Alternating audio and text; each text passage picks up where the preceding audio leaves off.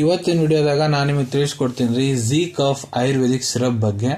Zee cough ayurvedic syrup ಅಂದ್ರೆ ಏನು, ಯಾವ ಸಮಸ್ಯೆ ಇದ್ರೆ ಡಾಕ್ಟರ್ ನಿಮ್ಗೆ ಇದನ್ನ ಬರ್ದು ಕೊಟ್ಟಿರ್ತಾರೆ, ಇದ್ರೊಳಗಡೆ ಪ್ರಮುಖ ಘಟಕ ದ್ರವ್ಯ ಏನೇನು ಇರ್ತೈತಿ, ಯಾವ ಪ್ರಮಾಣದ ಡಾಕ್ಟರ್ ನಿಮ್ಗೆ ಇದನ್ನ ಸೇವನೆ ಮಾಡ್ಲಿಕ್ಕೆ ಹೇಳ್ತಾರೆ, ಎಷ್ಟು ದಿನದ ಮಟ್ಟ ಇದ್ರ ಉಪಯೋಗ ಮಾಡಬೇಕು, ಇದ್ರಲ್ಲಿ ಏನು ಸೈಡ್ ಎಫೆಕ್ಟ್ ಆಗುತ್ತೆ, ಯಾರು ಇದ್ರ ಉಪಯೋಗ ಮಾಡಕ್ ಹೋಗ್ಬಾರ್ದು, ಮೂಲ್ಯ ಎಷ್ಟು, ಎಲ್ಲಿಂದ ಇದನ್ನು ಖರೀದಿ ಮಾಡಬಹುದು, ಸಂಪೂರ್ಣ ಮಾಹಿತಿ ನಾನು ನಿಮಗೆ ಈ ವಿಡಿಯೋದ ತಿಳಿಸ್ಕೊಡ್ತೀನಿ.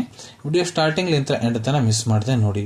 ನಮಸ್ಕಾರ ಸ್ನೇಹಿತರೆ, ನೀವು ನೋಡ್ತಾ ಇದ್ರೆ YouTube channel Venkatesh H Pujar, ಮತ್ತೆ ನಾನು ಡಾಕ್ಟರ್ ವೆಂಕಟೇಶ್ ಎಚ್ ಪೂಜಾರ್. ಬನ್ನಿ ಅದನ್ನ ಚರ್ಚೆಯನ್ನು ಶುರು ಮಾಡೋಣ.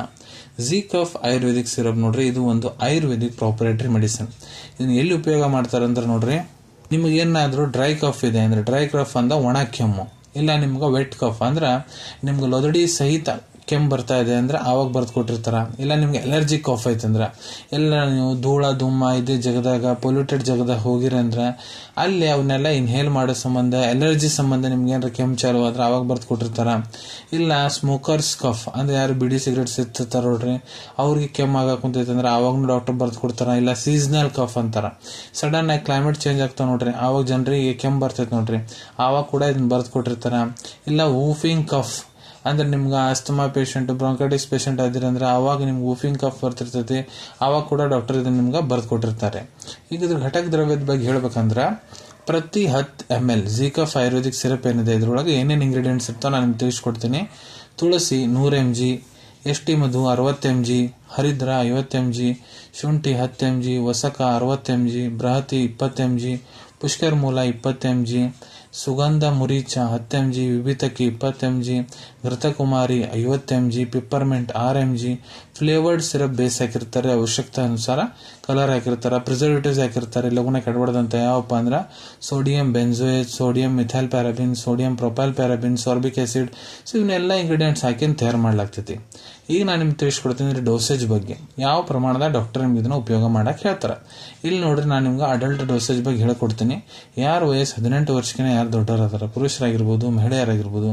ಸೊ ನೋಡ್ರಿ, ಕೆಲವೊಂದಿಷ್ಟು ಕಂಡೀಷನ್ ಡಾಕ್ಟರ್ ನಿಮ್ಗೆ ಇದನ್ನ 10 ml ಸಿರಪ್ ಬೆಳಿಗ್ಗೆ, 10 ml ಸಿರಪ್ ರಾತ್ರಿ ಊಟ ಆದ್ಮೇಲೆ ತೊಗೊಳಕ್ ಹೇಳಿರ್ತಾರೆ. ಕೆಲವೊಂದಿಷ್ಟು ಕಂಡೀಷನ್ನಾಗ 3 ಹೊತ್ತು ತೊಗೊಳಕ್ ಹೇಳಿರ್ತಾರೆ. 10 ml ಬೆಳಿಗ್ಗೆ, 10 ml ಮಧ್ಯಾಹ್ನ, 10 ml ರಾತ್ರಿ ಊಟ ಆದ್ಮೇಲೆ ತೊಗೊಳಕ್ ಹೇಳಿರ್ತಾರೆ. ಈ 6 ವರ್ಷಲಿಂದ 12 ವರ್ಷ ಮಟ್ಟ ಮಕ್ಕಳು ಯಾರು ಇರ್ತಾರೆ ನೋಡ್ರಿ, ಅವರಿಗೆ 5 ml ದಿನಕ್ಕೆ 2 ಹೊತ್ತು, ಇಲ್ಲ 5 ml ದಿನಕ್ಕೆ 3 ಹೊತ್ತು, 5 ml ಬೆಳಿಗ್ಗೆ, ಮಧ್ಯಾಹ್ನ, ರಾತ್ರಿ ಈ ರೀತಿ ಕೂಡ ತೊಗೊಳಕ್ ಹೇಳಿರ್ತಾರೆ ಊಟ ಆದ್ಮೇಲೆ. ಇಲ್ಲ ನಿಮ್ ಟ್ರೀಟಿಂಗ್ ಡಾಕ್ಟರ್ ಹೇಳೋ ಪ್ರಕಾರ ಕೂಡ ನೀವು ಇದ್ರ ಉಪಯೋಗ ಮಾಡಬಹುದ್ರಿ. ಈಗ ಎಷ್ಟು ದಿನದ ಮಟ್ಟ ಇದ್ರ ಉಪಯೋಗ ಮಾಡಬೇಕು? ಸೊ ನೋಡ್ರಿ, ನಿಮ್ ಟ್ರೀಟಿಂಗ್ ಡಾಕ್ಟರ್ ಎಷ್ಟು ದಿನ ನಿಮ್ಗೆ ಇದನ್ನ ಉಪಯೋಗ ಮಾಡ್ಲಿಕ್ಕೆ ಹೇಳ ಅಂತಾರೆ, ಅಷ್ಟು ದಿನ ಇದನ್ನ ಉಪಯೋಗ ಮಾಡ್ಬೇಕಾಗ್ತೈತ್ರಿ. ಇದ್ರಲ್ಲಿ ಏನಾದ್ರೂ ಸೈಡ್ ಎಫೆಕ್ಟ್ ಆಗುತ್ತಾ? ಸೊ ನೋಡ್ರಿ, ಇದ್ರಲ್ಲಿ ಯಾವುದೇ ರೀತಿ ಸೈಡ್ ಎಫೆಕ್ಟ್ ಆಗಂಗಿಲ್ಲ, ನೋ ಸೈಡ್ ಎಫೆಕ್ಟ್. ಯಾರು ಇದ್ರ ಉಪಯೋಗ ಮಾಡಕ್ ಹೋಗ್ಬಾರ್ದು. ಸೊ ನೋಡ್ರಿ, ಇದ್ರೊಳಗೆ ಘಟಕ ದ್ರವ್ಯ ಏನೇನು ಅದಾವ ನಾನು ನಿಮಗೆ ಆಲ್ರೆಡಿ ತಿಳಿಸ್ಕೊಟ್ಟಿನಿ. ಯಾವುದೇ ಘಟಕ ದ್ರವ್ಯಲ್ಲಿ ನಿಮ್ಗೆ ಮೊದಲು ಅಲರ್ಜಿಕ್ ರಿಯಾಕ್ಷನ್ ಆಗೈತೆ ಅಂದ್ರೆ ಇದ್ರ ಉಪಯೋಗ ಮಾಡಕ್ ಹೋಗ್ಬಿಡ್ರಿ. ಗರ್ಭವತಿ ಮಹಿಳೆಯವರು ಡಾಕ್ಟರ್ ಸಲಹೆ ಇರಲಾರ್ದ ಇದನ್ನ ತೊಗೊಳಕ್ ಹೋಗ್ಬಿಡ್ರಿ.